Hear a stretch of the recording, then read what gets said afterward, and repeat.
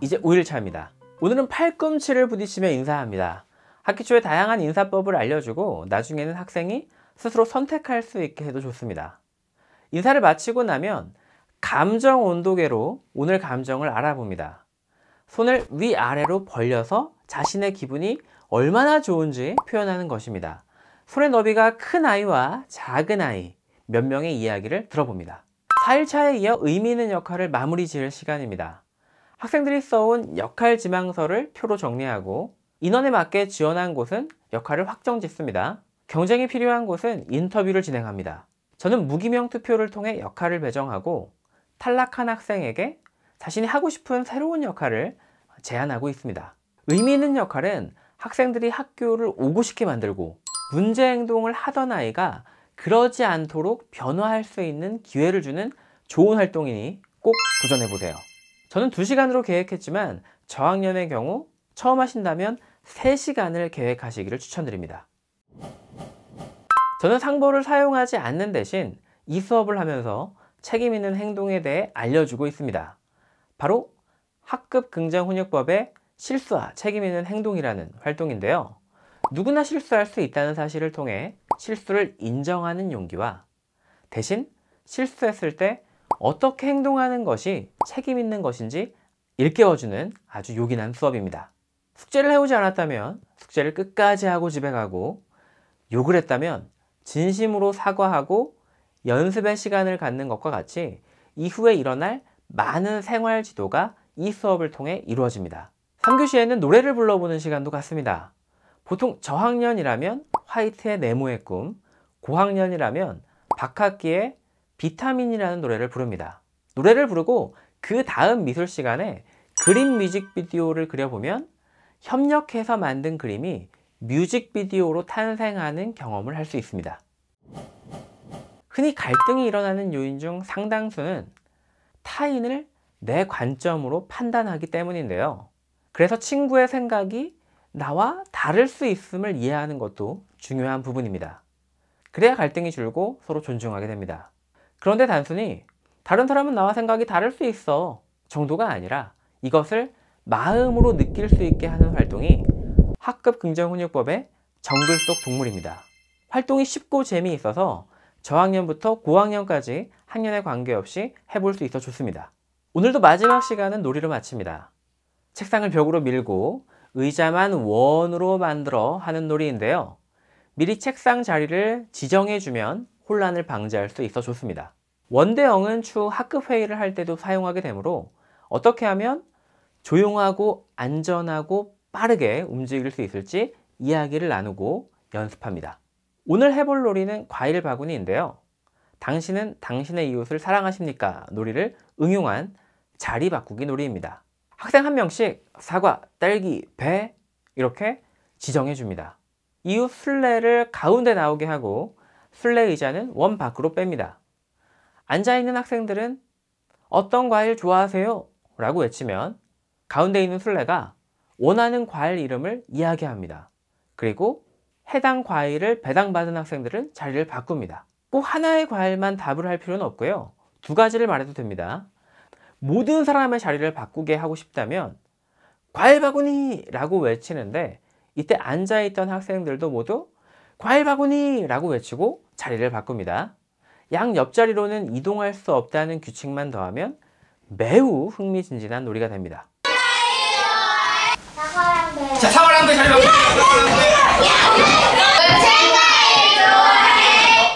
과일 바구니.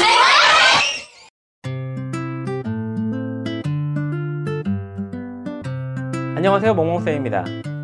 이전 영상에서 제가 보상제도를 사용하지 말자 이렇게 말씀드렸었는데요.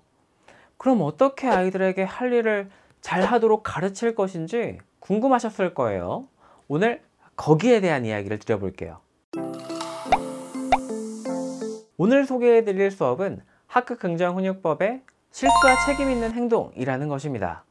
개인적으로 매우 좋아하는 수업이라서 1년에 한 번은 꼭 이 수업을 합니다.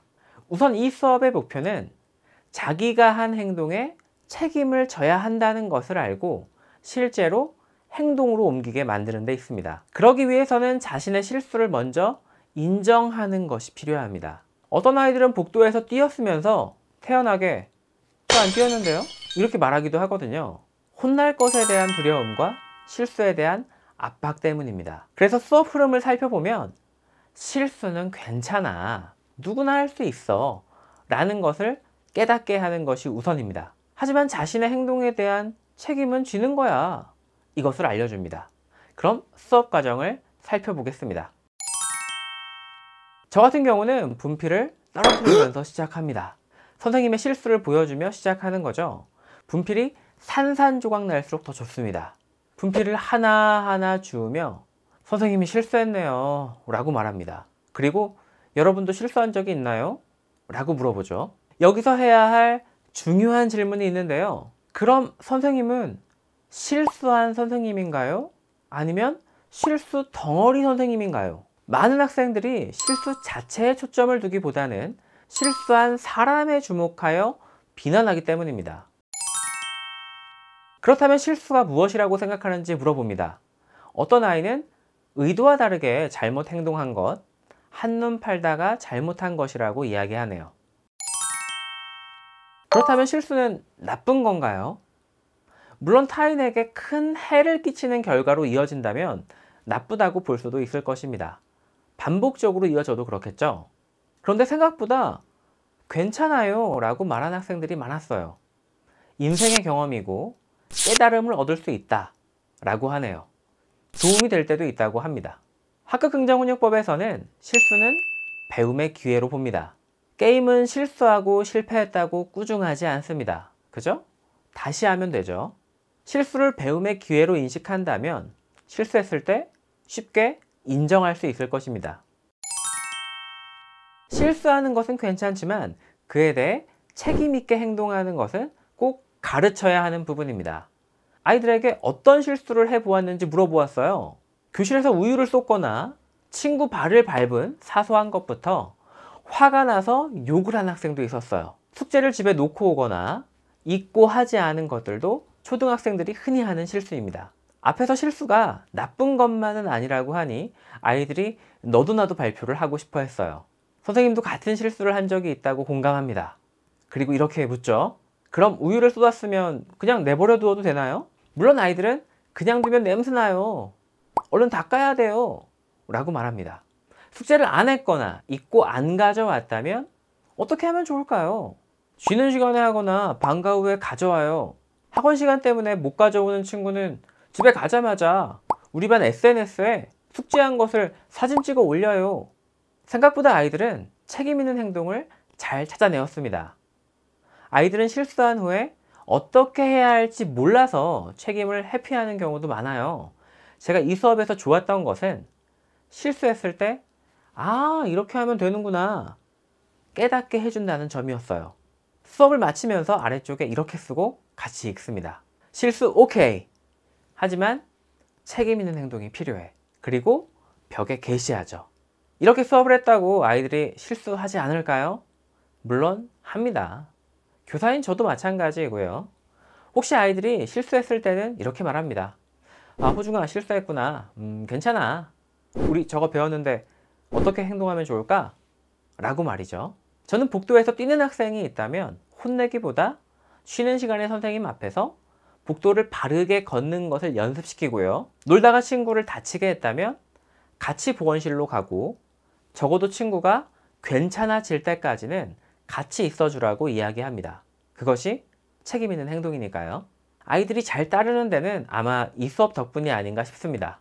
아이들에게 벌과 보상보다는 실수를 인정하는 용기와 책임 있는 행동을 알려주시면 어떨까요? 지금까지 멍멍쌤이었습니다.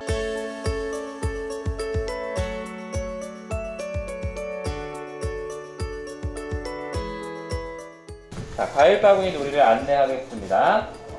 네, 우리 휘유가 술래고요. 그리고 옆에 있는 친구들에게 모두 다 과일을 정해주겠습니다. 사과, 딸기, 배, 사과, 딸기, 배, 사과, 딸기, 배, 사과, 딸기, 배입니다. 됐죠? 그러면 자, 우리 처음에 친구 가운데 술래에게 뭐라고 외치죠? 어떤 과일 좋아해? 라고 말하면 크게 말해줘야 돼. 과일은 한 개를 말할 수도 있고요, 두 개를 말할 수도 있고, 과일 바구니라고 외칠 수도 있죠. 자, 만약에 전체가 갖고 싶다면 과일 바구니라고 외치는데, 그럼 여러분은 어떻게 하나요? 움직여요. 다 같이 과일 바구니라고 외치고 움직이는 거예요. 중요한 주의사항이 있었죠. 과일 바구니라고 할 때는 모두가 자리를 바꾸는데 내 자리 양 옆에 이동할 수 있나요? 없나요? 없어요. 여기 이동할 수 없어요. 다른 멀리 가야 합니다. 자, 어떤 과일 좋아해? 딸기. 딸기 바꾸세요. 딸기. 시작. 어떤 과일 좋아해? 딸기배. 딸기배. 자, 시작.